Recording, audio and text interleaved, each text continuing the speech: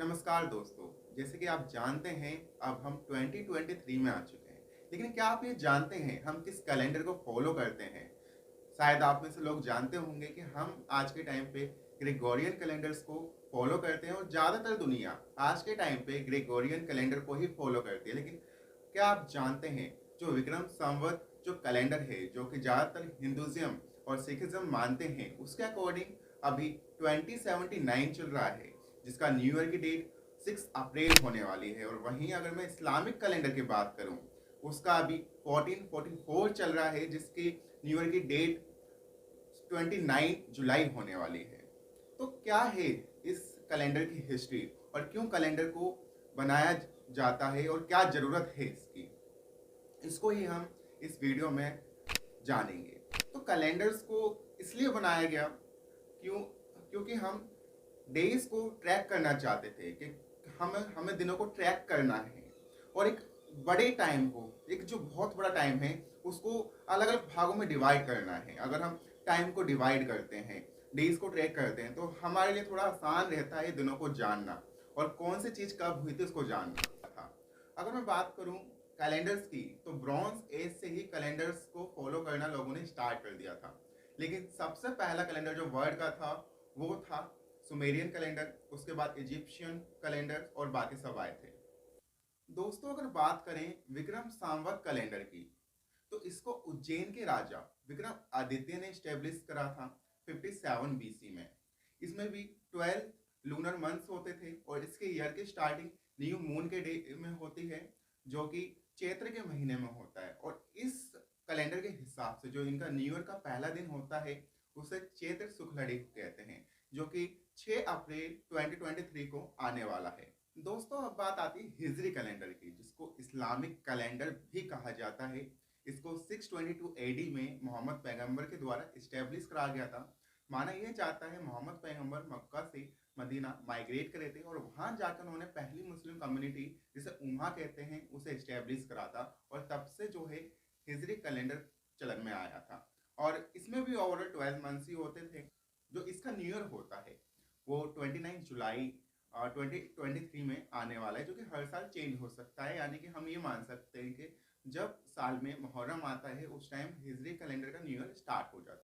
बात करते हैं आज के ग्रेगोरियन कैलेंडर के बारे में। इसकी शुरुआत जो हुई थी वो जूलियस सेजार नाम के व्यक्ति से आई थी, जो कि रोमन में उन्होंने 45 बीसी में इसकी शुरुआत करी थी। इन्होंने एक सिंपल सा एल्गोरिथम रखा कि जो 12th मंथ है ना, ये जो नए मंथ की शुरुआत होगी वो कोई किसी न्यू मून वाले डे पे नहीं होगी। इसकी जो शुरुआत होगी सिंपली एल्गोरिथम से रखेंगे कि 28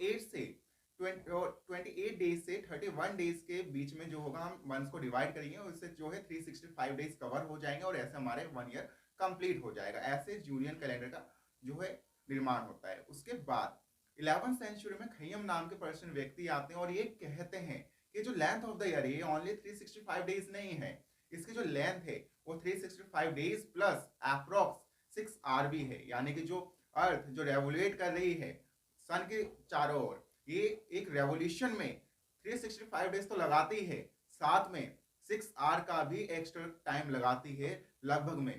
तो इन्होंने ये जब बात कही तो जो कैलेंडर्स थे वो कहीं ना कहीं चलन में आना, थोड़ा विश्वास थोड़ा सा इस पर हट गया।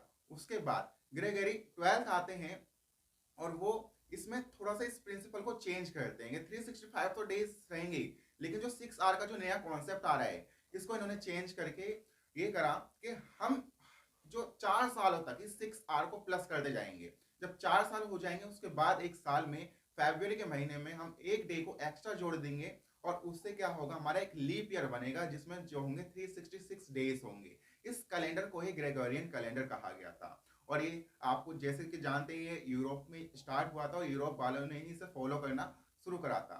और आप जानते हैं जो 19th एंड 20th सेंचुरी बीती है, इसमें कहीं ना कहीं जो डोमिनेशन है पूरे वर्ल्ड पे, ये यूरोप वालों का रहा है, यूरोप की कंट्री का रहा है। जैसे फ्रांस हो गया, जर्मनी हो गया, हमारा ब्रिटेन हो गया और पुर्तगाल हो गया। ये सब जो कंट्रीज थी ये उपनिवेश बना रही थी, कॉलोनीज बना रही थी पूरे वर्ल्ड में। तो इन्होंने जो अपना कल्चर है वो 19 एंड 20 सेंचुरी में बहुत ज़्यादा फैलाया। इससे क्या हुआ, जो छोटे छोटे कैलेंडर्स थे, जो एक छोटी छोटी संस्कृति थी, कल्चर्स थे, वो कहीं ना कहीं खत्म होने लगे। वो अपने कैलेंडर्स को ना मान के ये जो यूनिवर्सल कैलेंडर ग्रेगोरियन कैलेंडर बन रहा है, जिसको ज़्यादातर लोग फॉलो कर रहे हैं, इसको लोगों ने फॉलो करना स्टार्ट कर दिया। और तब से ही जो 1 जनवरी से हमारा न्यू ईयर बनता है और ज़्यादातर लोग फॉलो करते हैं इसको। और ज़्यादातर जो हमारा अलग अलग कैलेंडर है, जैसे विक्रम संवत के बारे में बात करी, हिजरी कैलेंडर के बारे में बात करी, इसकी ज़्यादा लोग बात नहीं करते, क्योंकि हमारा ध्यान सिर्फ एक ही कैलेंडर के ऊपर है, ग्रेगोरियन कैलेंडर के ऊपर। और इसके ही जरिए पूरा कामकाज हो रहा है। कोई गवर्नमेंट का सारा जो वर्क है इसी कैलेंडर के अकॉर्डिंग होता है, कोई प्राइवेट ऑर्गेनाइजेशन भी, कोई एनजीओ भी इसी कैलेंडर के और चल रही है, और इसी कैलेंडर को पूरी यूनिवर्सल मान्यता प्राप्त है। तो इससे इसमें कुछ गलत नहीं है, क्योंकि जब हम 1 जनवरी को न्यू ईयर बनाते हैं तो हमें थोड़ा सा यूनिटी महसूस होती है, एक एकता महसूस होती है कि पूरा वर्ल्ड एक न्यू ईयर बना रहे हैं, जिसके साथ हम भी बना रहे हैं। कुछ हैप्पीनेस होती है और कुछ एक हॉप होती है कि नए साल के हम टारगेट बनाते हैं। और साथ में ही एक बहुत बड़ा एग्जाम्पल है ग्लोबलाइजेशन का, यानी कि एक वैश्वीकरण का बहुत अच्छा एक एग्जाम्पल मिलता है जब पूरा वर्ल्ड एक साथ एक न्यू ईयर बना रहा होता है। तो कैसी लगी ये वीडियो आप मुझे कमेंट में बताएं, और क्या आप सोचते हैं अलग अलग कैलेंडर्स के बारे में, और आपका क्या कहना है इन सारे कैलेंडर्स के बारे में, आप कमेंट में मुझे बता सकते हैं। चैनल को लाइक कर सकते हैं, सब्सक्राइब कर सकते हैं, शेयर कर सकते हैं।